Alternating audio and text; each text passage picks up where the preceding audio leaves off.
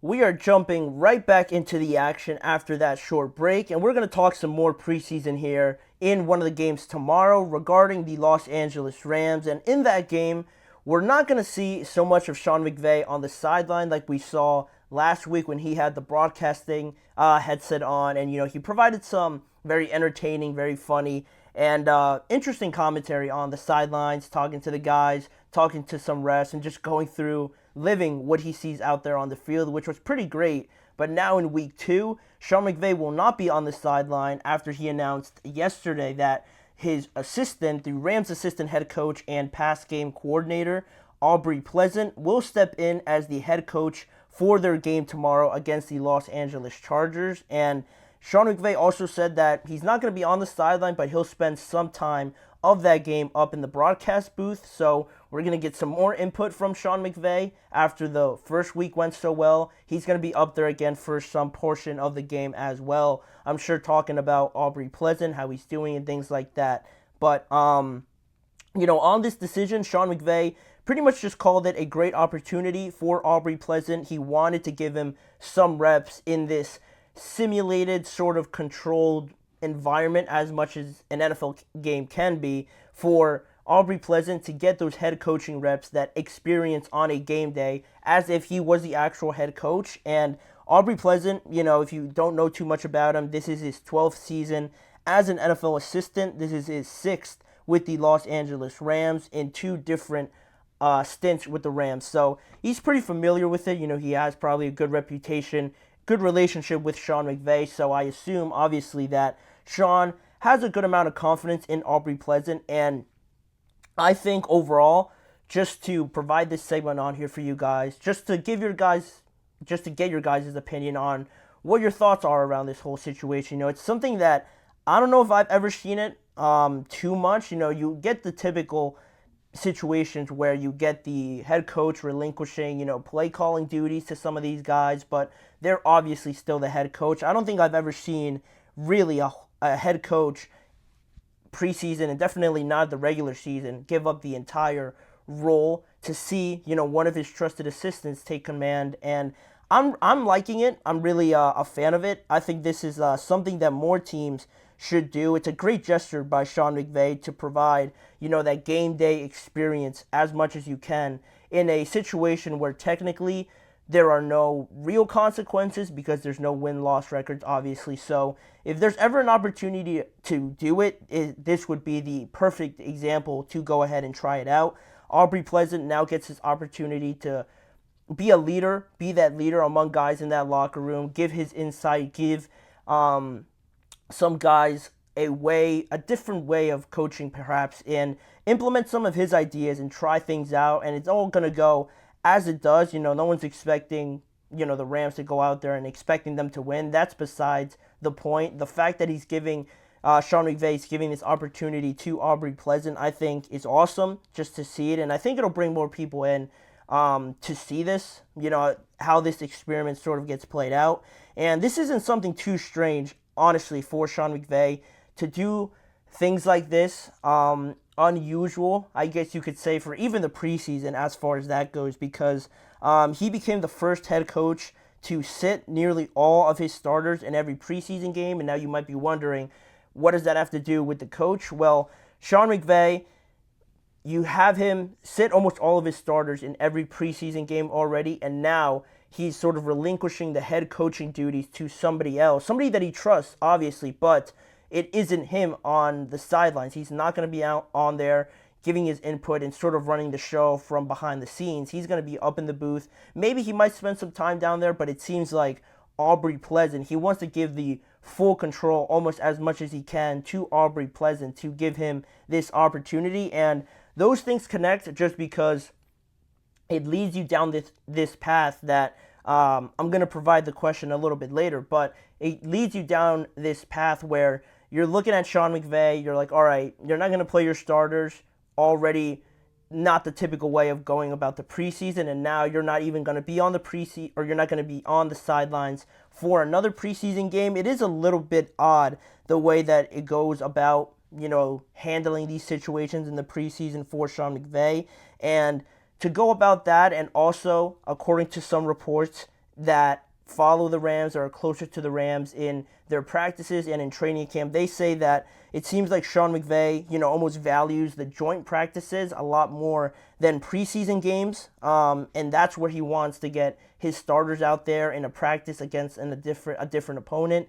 And then when you get to the preseason, it seems like he transitions to allowing some of those third team, fourth team players to go out there and really perform on a different stage that's not practice, because it is honestly very hard to go out there and give everybody the necessary reps to, of course, give them an opportunity to make the team, but also if you pretty much have a good understanding of what you have at a certain position and you know that some of these guys, more likely than not, are not going to make the team, it's hard to still split up those reps and give those guys the opportunity to maybe impress somebody else, sign somewhere else if they're not even getting the playing time, because you're going to give it to some of your starters anyway, like most teams do.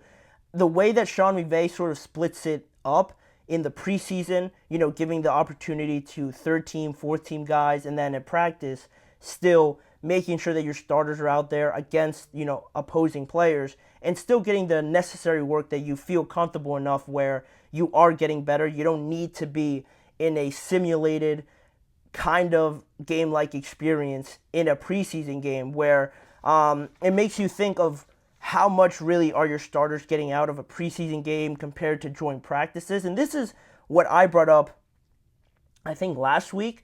I brought this up where I don't think it's crazy to think that joint practices are almost just like a substitute for the preseason games, at least for starters, because Sean McVay is almost going down this route as of, thinking how much does playing your starters in an actual preseason game for about a series, like we saw Drake May, or about a quarter or 2 quarters at most for your starters, for your starting quarterback, are you really maximizing how much they're getting better in a preseason game for playing a limited amount of time and then just sitting the rest of the game?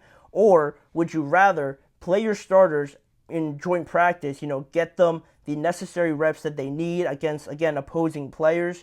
You get that in a very controlled environment where you're just repping it out. It's not game-like, but also it is a situation where there's a lot of competition, obviously, because you're playing different players on different teams. So to me, when you line it up like that, I kind of like what Sean McVay's doing here in the way that he splits it up, because, again, you can't get everybody the necessary amount of attention out there to practice, get better, and then that way earn themselves an opportunity elsewhere if you know that they're not going to make your team at the end of the day. To split it up like this and not have your starters play necessarily at all in the preseason does look a little bit weird, and it is unorthodox, but I don't hate it. It seems like Sean McVay just views the preseason more as of a chance to get these third, fourth team guys out there, to get more reps for them, and then also in a real game-like experience for those guys, going out there and seeing what it is like playing in front of a crowd,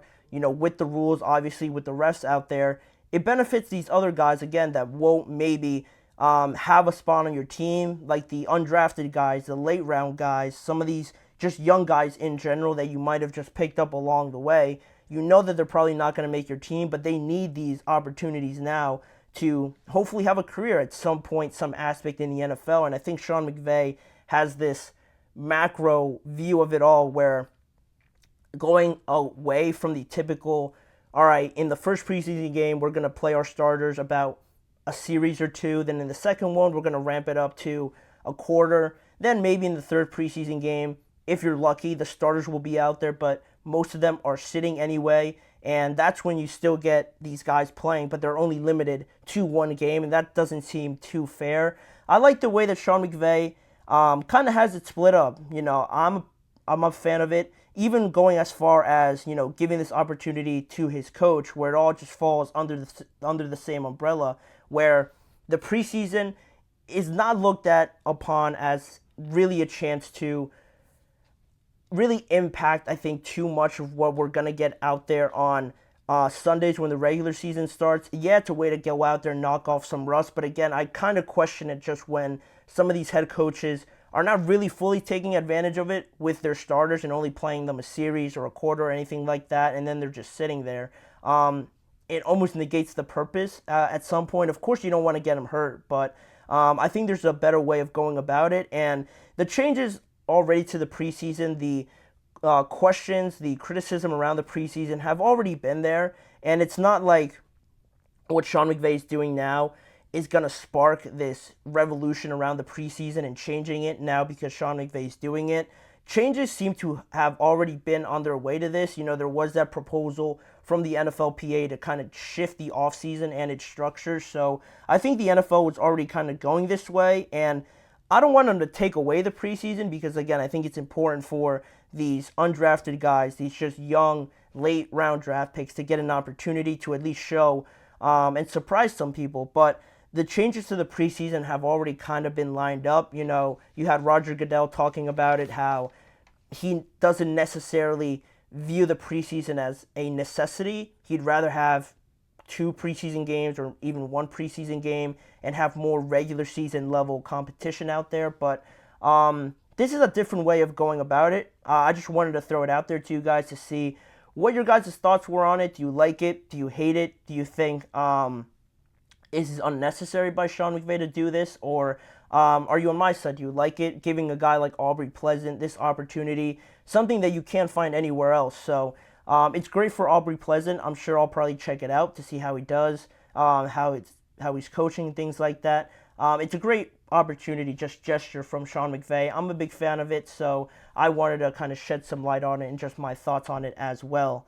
But that'll be it for that segment. We have a couple more to get to on today's show. We're going to talk about Jason Kelce, not a potential coming out of retirement sort of thing, just reflecting on the 2023 season and the collapse, obviously, that the Eagles suffered in the second half of the year. He's going to kind of shine a light on it and where he saw some of the flaws pop up. Then we're going to continue our series of some of the biggest questions remaining for the AFC West teams this time and some more topics towards the end as well. So stick around. There's a lot more to come on today's show. We'll be right back.